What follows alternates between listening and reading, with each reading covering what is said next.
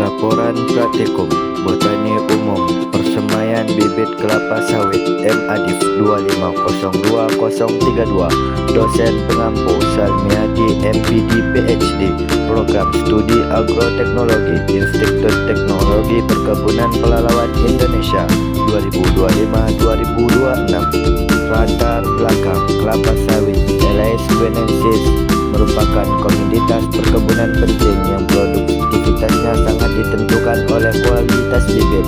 Persemaian bibit kelapa sawit menjadi tahap awal yang berperan penting dalam menghasilkan tanaman yang sehat dan unggul. Bibit yang baik memiliki pertumbuhan optimal, seragam, serta tahan terhadap kondisi lingkungan. Pengelolaan persemaian yang tepat, mulai dari pemilihan benih hingga perawatan bibit, sangat diperlukan untuk mendukung keberhasilan budidaya, meningkatkan produktivitas kelapa sawit. Tujuan: memahami proses dan teknik persemaian bibit kelapa sawit, mengetahui kriteria bibit kelapa sawit yang sehat dan siap tanam, memahami pengaruh media tanam dan perawatan terhadap pertumbuhan bibit, menjadi dasar pengetahuan dalam kegiatan budidaya kelapa sawit dan berkelanjutan.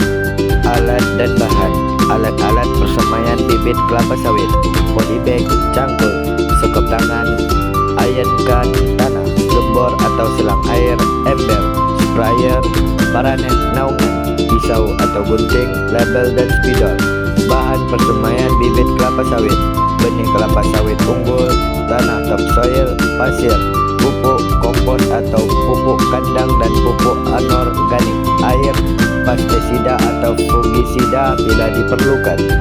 Cara kerja: menyiapkan media tanam berupa campuran tanah, topsoil, pasir dan pupuk organik, mengisi polybag dengan media tanam yang telah disiapkan, menanam benih kelapa sawit ke dalam polybag dengan posisi embrio menghadap ke bawah, menyiram bibit secara rutin untuk menjaga kelembapan media tanam, meletakkan bibit di bawah naungan paranet untuk menghindari sinar matahari langsung, melakukan pemeliharaan bibit berupa penyulaman, pemupukan, dan pengendalian hama penyakit.